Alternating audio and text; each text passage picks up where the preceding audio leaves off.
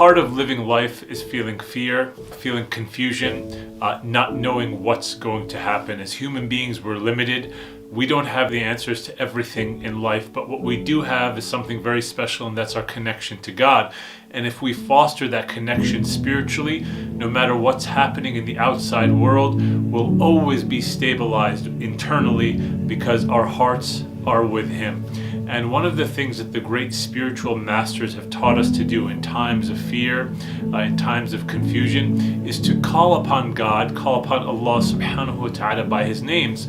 One name in particular that they taught us that is very powerful is His name Al-Latif, which means the one that is very subtle, the one that gives comfort. And the spiritual masters of the past, they used to suggest that if you were living in a time of fear, if you were living in a time where you needed God's comfort, to repeat His name, Ya Latif, by saying, O Latif, O the one who's so subtle, O the one who's so comforting. Repeat this, Ya Latif, Ya Latif, thousands of times throughout the day.